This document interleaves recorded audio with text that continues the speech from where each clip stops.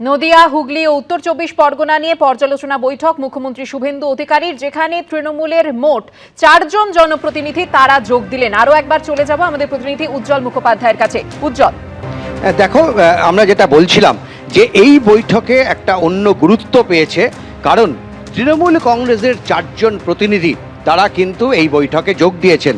আমরা দেখলাম কাকুলি ঘোষ দস্তিদার, তার কথা আমরা শুনলাম। একই সঙ্গে প্রশাসনিক বৈঠকে যোগ দিয়েছেন স্বরূপনগরের তৃণমূল বিধায়ক বীণা মণ্ডল, দেগঙ্গার আনিসুর রহমান এবং হারোয়ার আব্দুল মাতিন।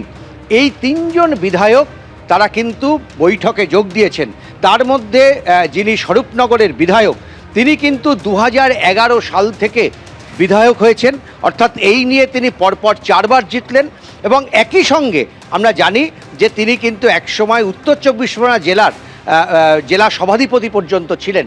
ফলে তার এই আশা, এটা নিঃসন্দেহে অত্যন্ত গুরুত্বপূর্ণ 3 জন বিধায়কের বৈঠকে আসা।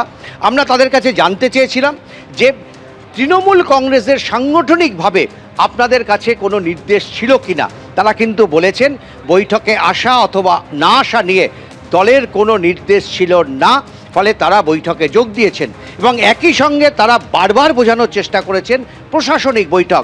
ঠিক এই প্রশ্নটাই কিন্তু বিগত 15 বছর ধরে বিরোধী দলে সেই সময় যারা ছিল, অর্থাৎ বিজেপি থেকে শুরু করে বামপন্থীরা অথবা আইএসএফ, একজন মাত্র বিধায়ক ছিলেন, কোনো দিন কোনো বৈঠকে তাদেরকে ডাকা হয়নি। আমরা দেখেছি যে দিনের পর দিন বিধানসভায় এই দাবি উত্থাপিত হয়েছে। তৎকালীন বিরোধী দলনেতা শুভেন্দু অধিকারী দিনের পর দিন বিধানসভায় দাঁড়িয়ে প্রশ্ন তুলেছেন যে প্রশাসনিক বৈঠকে কেন একজন সাংসদ, একজন বিধায়ককে ডাকা হয় না, একমাত্র তারা বিরোধী দলের বলে। মুখ্যমন্ত্রী কিন্তু, তৎকালীন মুখ্যমন্ত্রী কোনো উত্তর দেননি, এমনকি এই বিষয়টা ঘিরে কটাক্ষ করা হতো। আমরা দেখেছি একাধিক তৎকালীন মন্ত্রী তারা কিন্তু মন্তব্য করতেন যে তারা রাজ্যের উন্নয়ন যারা চান তাদেরকেই বৈঠকে ডাকা হয়েছে। ফলে আজকে কিন্তু একেবারে অন্য ছবি।